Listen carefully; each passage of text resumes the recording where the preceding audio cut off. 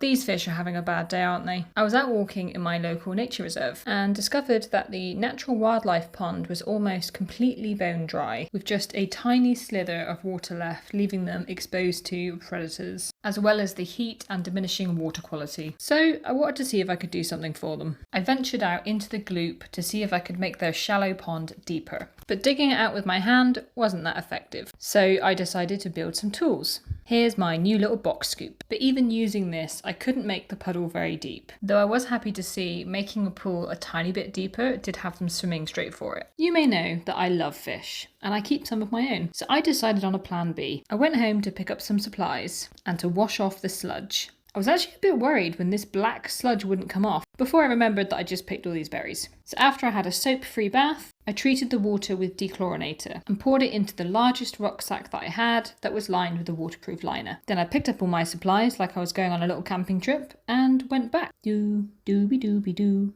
be-doo-be-doo-be-doo. Look at this poor meadow. Oh man. I assumed all of the big fish snuffed it when the water level went down. And let me tell you, I ran when I saw this guy. Oh, I put my hands in that water. I could have been eaten alive. What are you? Are you a snake? Are you an eel? Okay, I'm sorry, it's just, you were a bit of a surprise.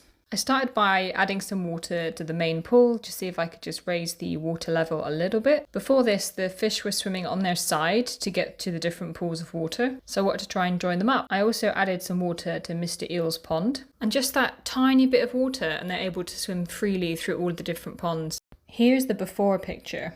I added a little bit of fish food. Fish eat a lot during the summer so they can stock up for winter, which will be tricky for them in such shallow water.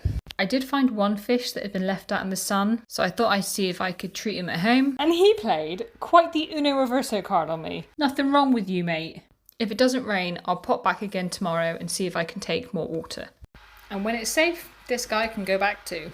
Part 2 of trying to save these fish from a drying out pond. After adding more water and taking one poorly fish home, I found a community group for the nature reserve on Facebook. They too have been increasingly worried about the water levels and in recent days have rehomed over 300 fish. But here's the crazy thing. This pond isn't supposed to have fish in it at all. And all these fish are likely to be the offspring of abandoned pets. Once I knew it would be okay for me to take them, I went back down about an hour later to get the rest of the fish. But when I went back down, all of the fish were gone. And I assumed from the footprints that somebody had come to rehome the rest of the fish. But I do have some really sad news about the eel. I don't know why, but it didn't make it, which I was pretty gutted about because it closely resembles a critically endangered species. Even though the fish were gone, I waded in to see if I could find any last survivors. I found 2 more completely in the mud and put them in my watering can. This may look like completely normal behaviour, but they're actually gasping for air, which is quite common with nitrate poisoning. I made their home as comfortable as possible and crossed my fingers that they would pull through,